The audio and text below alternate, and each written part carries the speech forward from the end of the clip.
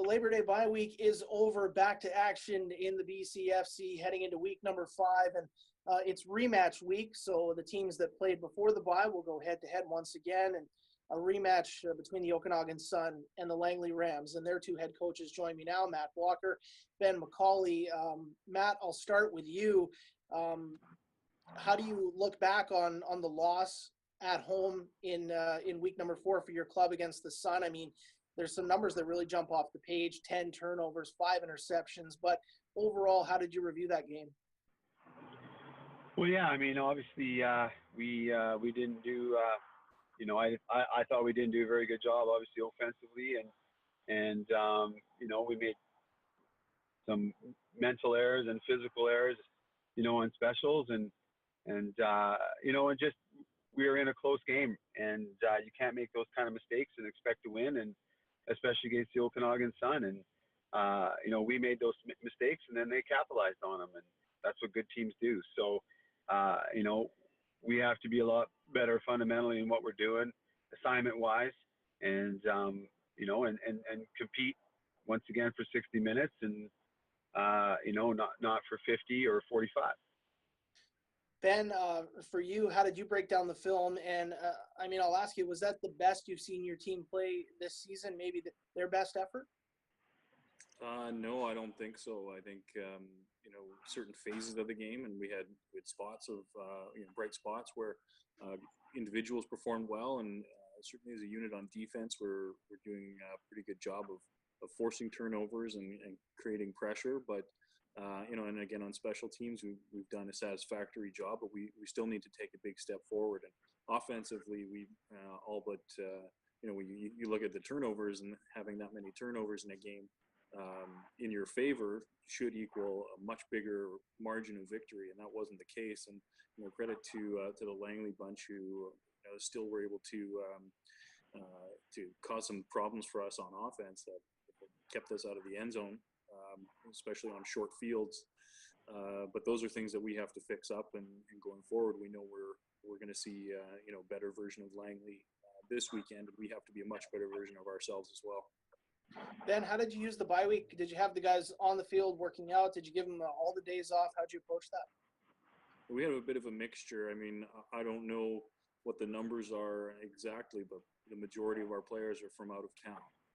So we allowed them a chance to go home and recharge the batteries with their families a little bit.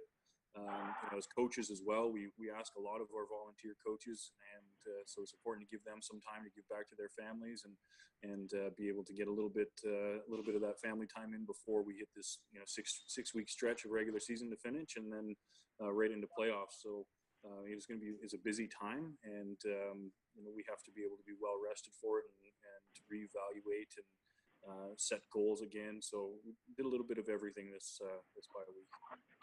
Coach Snoop, how about you with your group? Was it a working week or a resting week? Well,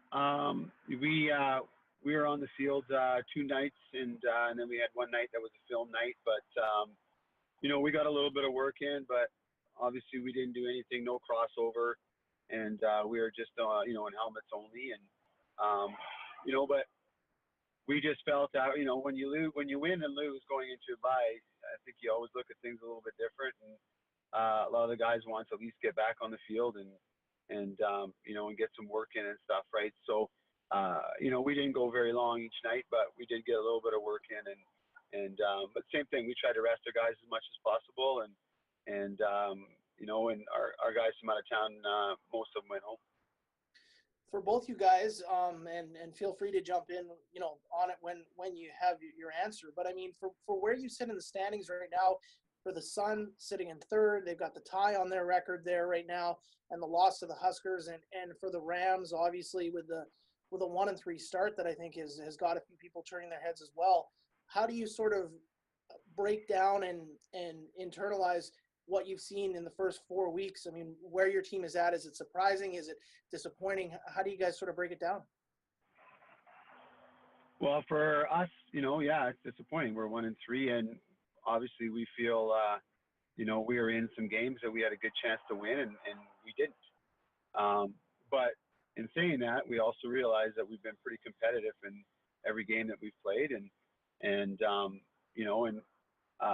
we still have another 6 to go. So we just got to, I still think we got to stay the course we are.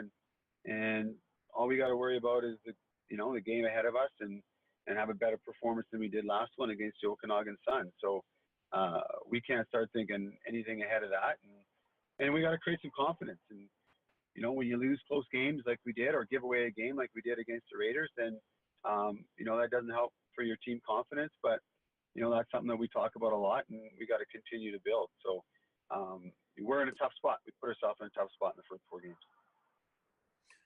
Yeah, and I think similar on our end is, we look at the first 4 games and, a few plays go a different direction. We could have easily been 4-0 right now, but I think being 4-0 would have disguised a lot of the problems that would have eventually surfaced. So, for us to look at the record and, we're a couple wins away from being 4-0, but we're not. We didn't get it done when we needed to be there. And ultimately, it's a long season. We play, as Coach Snoop said, 6 more games to go, and a lot's going to happen this weekend. Everything is going to change. Things you can control and things you can't. So we just have to stay the course and, continue to work hard on ourselves and not really worry about what's going on elsewhere in the league. Snoop, I would imagine a guy with your experience and history in this league, a home opener in the Apple Bowl barely gets your heart rate even ticking a little bit. But for your players, that's going to be different, I think, and it's going to be a scene in the Apple Bowl. There's no doubt this weekend.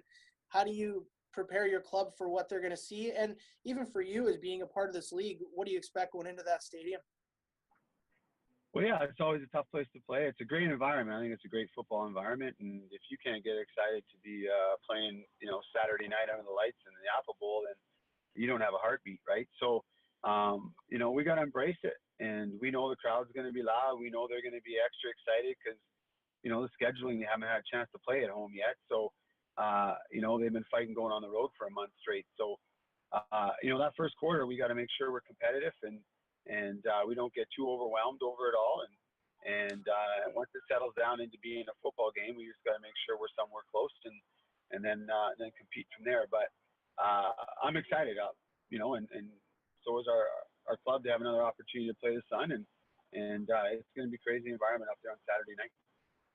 Ben, for you, how big of a narrative is it for your team, this upcoming homestand, a chance to finally get back in front of your fans?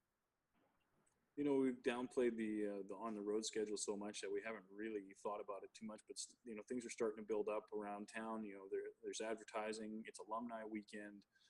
We've got a lot of cool things planned at the Apple Bowl, which our organization has really stepped up this year to do that, to make sure it's an event for the family. But the big thing is what I just said was the family, and I get to halftime check in with my wife and kids and make sure they're all doing well. And that's a huge boost for me as a coach. And I know the players and have parents coming from all over the place, and the other coaches.